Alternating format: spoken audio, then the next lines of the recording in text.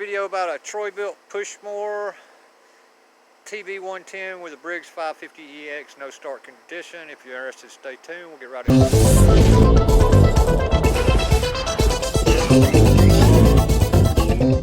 We'll be working on this Troybilt TB110 550EX Briggs & Stratton motor.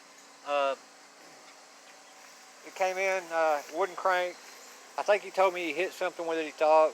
He's tried to work on it a little bit through the carburetor, but when I tried to pull it, it was just making a pop, pop, pop. When you pull it over, it would go pop, pop, pop. It wouldn't crank at all, pop, pop, pop.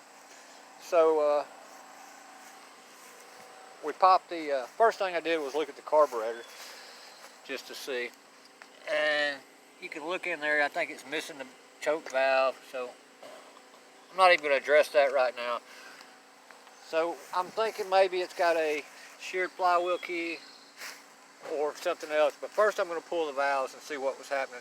And when I did so, this top valve rocker was completely off. I went to go adjust it with my T15. You know, T15 loosens up the bolt here, 8mm here. And when I got ready to do it, I couldn't, somebody had broken that off in there. It looks like they broke their Torx bit off in there or something. So it was adjusted all the way out. So this was flopping. So I believe this is the, on these, I believe this is the intake valve on the top. Yeah, or the exhaust. I can't tell. Yeah, it's the, either way, this valve right here was remaining closed all the time.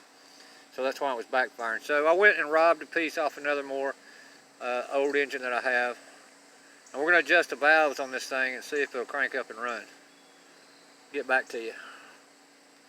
And to do that, I'm going to have to pull the spark plug out, get it at top dead center, and do the valve adjustment at 5 thousandths, and then I'll get back with you. Alright, so we got both valves set at 5 thousandths, or a little tighter.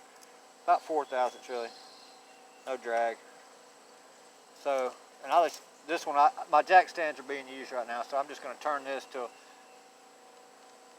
that bottom one closes all the way right there. That's if you don't want to find top dead center. You can do it this way too. We'll check this one. I've already tightened them. I just want to double check. It's a good drag on 5 thousandths. But so we're going to put the valve cover back on it and spark plug back in it and see if she'll crank up, and then we'll address the carburetor problem. But yeah, somebody been in here and they broke that off. You couldn't adjust it no more. So, all right, let's see what happens. In fact, I don't really care for these motors. I mean, they're all right because I got that plastic carburetor, but I do like the way they do their valve cover gasket. So if it's not torn, it's actually reusable most all the time. Nice little rubber valve cover gasket. Just got to remember which way it goes.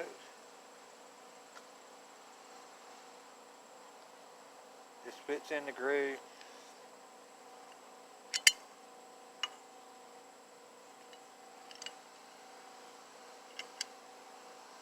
Pop it back on and tighten her down.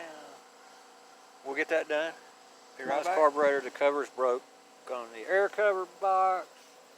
So this is a friend of mine, so we're not going to beat him up too bad if I can get it running. So let's try to crank her up and see what happens. I don't know if it's going to work or not.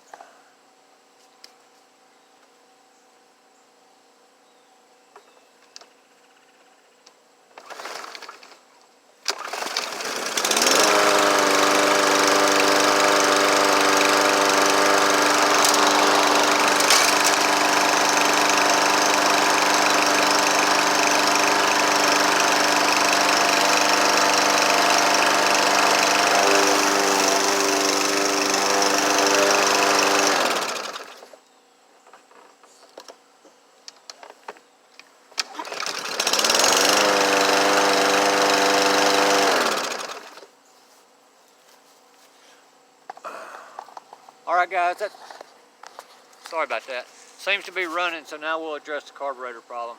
So check your valves, man, check your valves. can tell, I've already taken the spring off of here, but as I suspected, this choke shaft, there's no butterfly on it, and I've taken the spring off so I can get this out of here. And it's broken.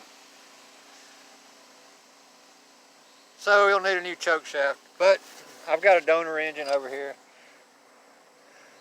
So I'm going to take the choke shaft out of here and put it on the other one. I'll see if I can put you on the camera with me taking this off.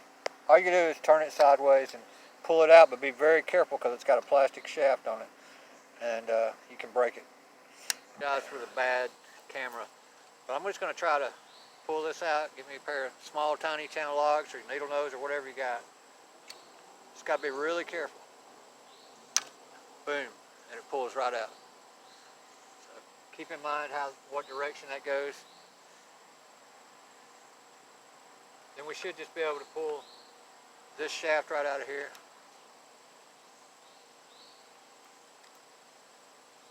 Take the spring off, and voila, we got us a new shaft.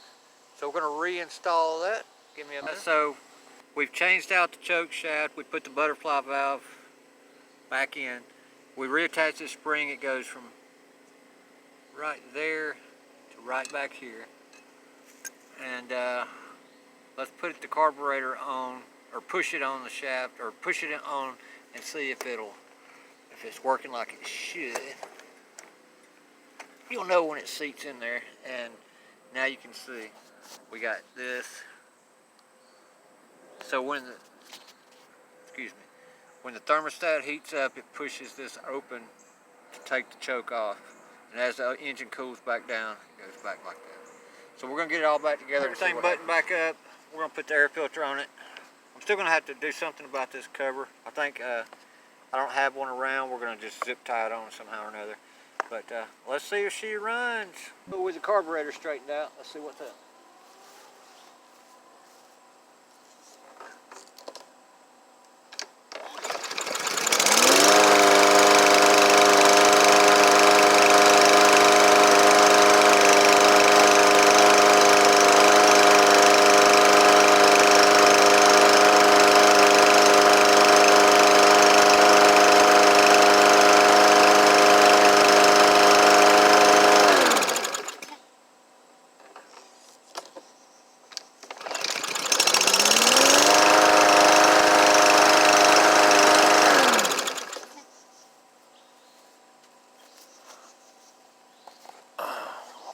Alright guys, so that's going to wrap this one up. So we had to adjust the valves, fix that broken thing where somebody been in there, do the choke shaft and a choke valve.